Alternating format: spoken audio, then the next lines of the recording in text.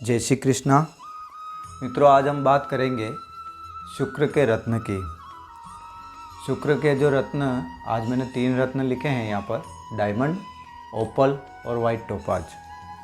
मित्रों, शुक्र आज की तारीख में सबसे ज़्यादा कारक लिए हुए हैं। कलयुग में सबसे ज़्यादा कारक शुक्र ही हैं, क्योंकि शुक्र को धन का कारक माना गया है और आज की तारीख में धन का ही बोलबाला है। चारों तरफ जहाँ देखो वहाँ धन का ही बोलबाला है।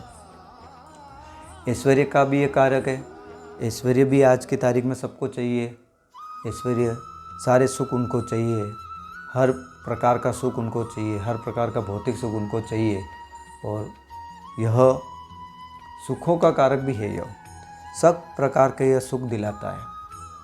सुखों का बहुत बड़ा कारक है। यह काम का कारक है। काम वासना इसी से देखी जाती है और मदन, काम, वासना जो भी होती है वो सब इसी से देखी जाती है और आजकल इसका भी बोलबाला है ही है।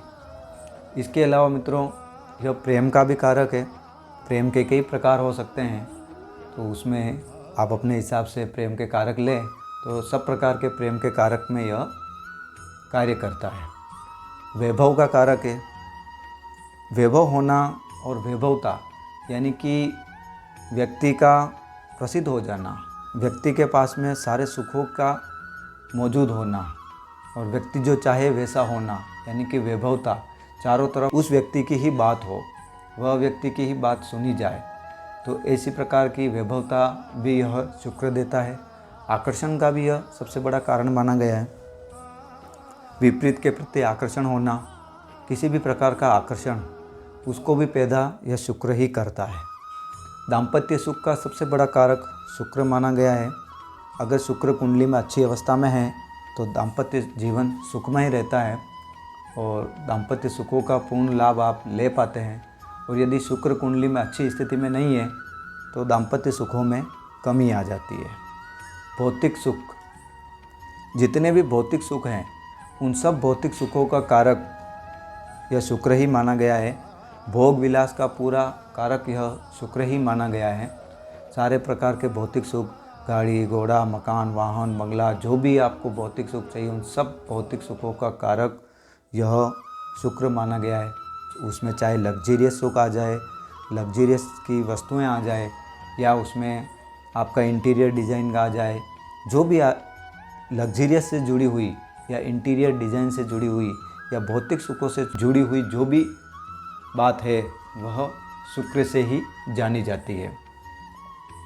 तो इस प्रकार मित्रों, आज की तारीख में शुक्र हमारे लिए बहुत प्रासंगिक हो गए हैं।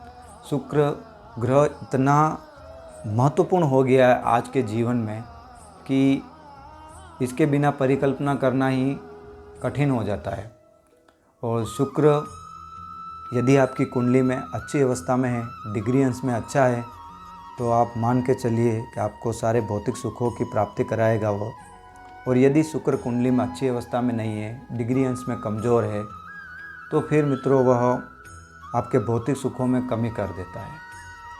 तो आप देखिए कि आपकी कुंडली में शुक्र कौन सी स्थिति में है, किस अवस्था में है, पीड़ित तो नहीं है, त्रिक भावों में, 2 स्थानों में स्थित तो नहीं है, और डिग्री अंश में देखिए कि डिग्री अंश उसका कितना है और आपकी कुंडली में वह कारक है या नहीं, यह सब आप देखिए। क्योंकि शुक्र वीर्य का भी कारक है, रज का भी कारक है, स्त्री सुख सारे शुक्र से ही प्राप्त होते हैं। तो शुक्र के बिना आज की तारीख में परिकल्पना करना मुश्किल हो जाता है। तो आप देखिएगा आपकी कुंडली में शुक्र कितना पावरफुल है।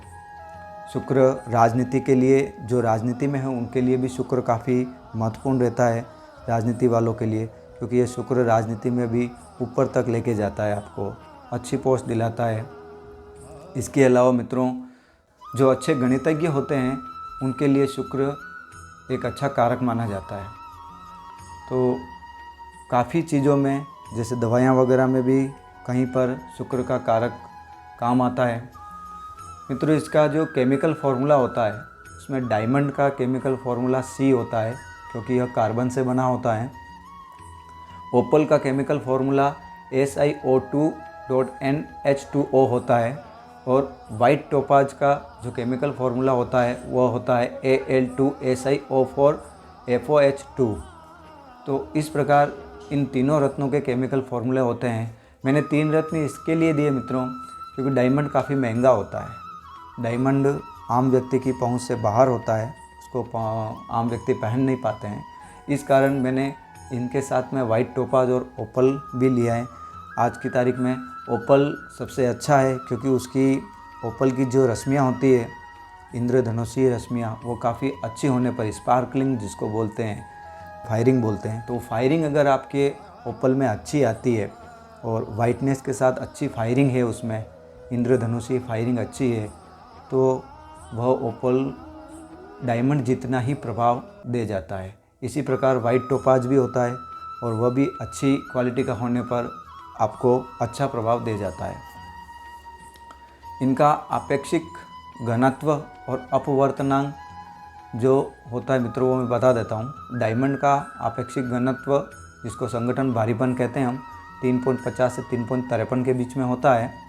ओपल का 2.15 होता है, प्लस माइनस 0.08 और 0.90 होता है। वाइट टोपाज का 3.50 से 3.57 होता है। ये इनका आपेक्षिक घनत्व है, भारीपन संगठन। और अपवर्तनांक जो इनका होता है डायमंड का होता है 2.417 से 2.419 और ओपल का जो होता है वह होता है 1.37 से 1.47 और वाइट टोपाज का होता है 1.60 से 1.64। तो इस प्रकार इनका आपेक्षिक घनत्व और इनका अपवर्तनांक होता है। डायमंड को मित्रों मध्यमा अंगुली में पहनना चाहिए क्योंकि जो हाथों में जो शुक्र पर्वत होता है तो उसके नीचे जो अंगुलियां होती है वो मुख्य रूप से तो मध्यमा अंगुली है और उसके अलावा तर्जनी अंगुली है। मध्यमा अंगुली तो सर्वोत्तम रहती है क्योंकि शुक्र के मित्र शनि की अंगुली है, तो वह सबसे सर्वश्रेष्ठ रहती है। और यदि वहाँ पर आपने नीलम धारण करके रखा है तो फिर आप इसको तर्जनी अंगुली में धारण कर सकते हैं। तो दोनों ही अंगुलियाँ एप्लीकेबल हैं। यदि आपने नीलम धारण नहीं करके रखा है तो आप अवश्य इसको मध्यमा अंगुली में धारण करिए, मिडिल फिंगर में। और यदि आपने इसको वहाँ पर नीलम धारण करके रखा है तो फिर आप इसको इंडेक्स फिंगर में या फर्स्ट फिंगर जो बोलते हैं उसमें आप धारण करिए। मित्रों, यह जो रत्न है इसको आप सोने में भी पहन सकते हैं और प्लेटिनम में भी पहन सकते हैं। कुछ लोग चांदी में पहनते हैं। चांदी में ओपल और टोपाज पहना जा सकता है। डायमंड पहनना मुश्किल रहता है चांदी में मित्रों क्योंकि वह चांदी को काट देता है। और अगर आपको डायमंड पहनना है तो फिर आप इसमें सोने में पहनिए और सोना भी उसमें 75 कैरेट का ही हो, उससे ऊंचा ना हो, नहीं तो ये सोने को भी काट देता है। इसके अलावा आप प्लेटिनम में पहन सकते हैं। प्लेटिनम सबसे अच्छी धातु मानी जाती है इसके लिए, तो उसमें भी आप इसको पहन सकते हैं। तो मित्रों, ये जो शुक्र है, यदि कुंडली में शुक्र आपके अच्छी अवस्था में नहीं हुए या शुक्र कुंडली में खराब है या आपको ऐसी कोई बीमारियां हैं जैसे आपको नपुंसकता की बीमारी है, तो उसमें यह शुक्र का रत्न बहुत लाभदायक रहता है। यदि आप नपुंसकता की आपको बीमारी है, उससे आप परेशान हैं, तो शुक्र का रत्न उसमें आप धारण कर सकते हैं। अगर आपको मधुमेह की बीमारी है, डायबिटीज़ वगैरह की, तो उसमें भी यह शुक्र का रत्न काफ़ी काम आता है मित्रों। इसके अलावा स्त्रियों में गर्भाशय की समस्या रहती है, उसमें भी यह शुक्र का रत्न काम आता है मित्रों। कैंसर, जिनको कैंसर होता है तो कैंसर में भी यह रत्न काफ़ी लाभदायक सिद्ध होता है मित्रों।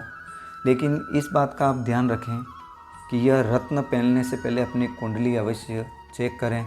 ऐसा नहीं है कि आपने रत्न बिना कुंडली देखे ही पहन लिया, क्योंकि मैंने जो बोला कि नपुंसकता में या मधुमेह में, जिसको आप डायबिटीज़ बोलते हैं, और या गर्भाशय में या कैंसर में, तो किसी को है और उसको पहना दिया, ऐसा नहीं है मित्रों। आप उसका कुंडली खोल के देखिएगा कि शुक्र की स्थिति कैसी है और शुक्र किस स्थिति में बैठा हुआ है। अगर शुक्र अच्छी स्थिति में है तो आप उसका रत्न धारण कर सकते हैं, और यदि शुक्र अच्छी स्थिति में नहीं है तो इस रत्न से बचना ही आपका श्रेष्ठ रहेगा। तो मित्रों, आज हमने बात की शुक्र के रत्न की। कल हम बात करेंगे शनिदेव के नीलम की। तब तक के लिए धन्यवाद।